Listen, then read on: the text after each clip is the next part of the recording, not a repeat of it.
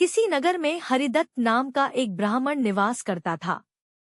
उसकी खेती साधारण ही थी, अतः अधिकांश समय वह खाली ही रहता था। एक बार ग्रीष्म ऋतु में वह इसी प्रकार अपने खेत पर वृक्ष की शीतल छाया में लेटा हुआ था। सोए सोए उसने अपने समीप ही सर्प का बिल देखा। उस पर सर्प फन फैलाए बैठा था। उसको देखकर वह ब्राह्मण विचार करने लगा कि हो, यही मेरे क्षेत्र का देवता है।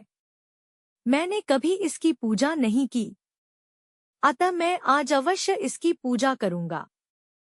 यह विचार मन में आते ही वह उठा और कहीं से जाकर दूध मांग लाया। उसे उसने एक मिट्टी के बर्तन में रखा और बिल के समीप जाकर बोला, हे क्षेत्रपाल, आज तक मुझे आपके विषय में मालूम नहीं था, इसलिए मैं किसी प्रकार की पूजा अर्चना नहीं कर पाया। आप मेरे इस अपराध को क्षमा कर मुझ पर कृपा कीजिए और मुझे धन धान्य से समृद्ध कीजिए। इस प्रकार प्रार्थना करके उसने उस दूध को वहीं पर रख दिया और फिर अपने घर को लौट गया। दूसरे दिन प्रातःकाल जब वह अपने खेत पर आया तो सर्वप्रथम उसी स्थान पर गया। वहां उसने देखा कि जिस बर्तन में उसने दूध रखा था उसमें एक स्वर्ण मुद्रा रखी हुई है।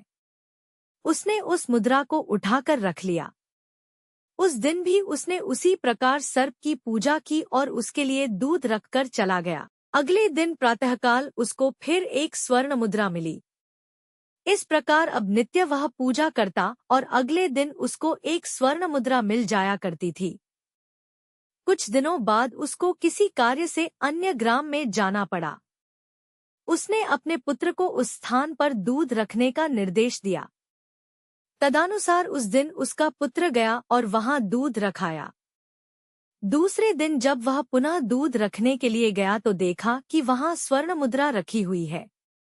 उसने उस मुद्रा को उठा लिया और वह मन ही मन सोचने लगा कि निश्चित ही इस बिल के अंदर स्वर्ण मुद्राओं का भंडार है। मन में यह विचार आते ही उसने निश्चय किया कि बिल को खोदकर सारी मुद्राएं ले ली जाएं। सर्प का भय था, किंतु जब दूध पीने के लिए सर्प बाहर निकला तो उसने उसके सिर पर लाठी का प्रहार किया। इससे सर्प तो मरा नहीं और इस प्रकार से क्रुद्ध होकर उसने ब्राह्मण पुत्र को अपने विष भरे दांतों से काटा कि उसकी तत्काल मृत्यु हो गई। उसके संबंधियों ने उस लड़के को वहीं उसी खेत पर जला दिया।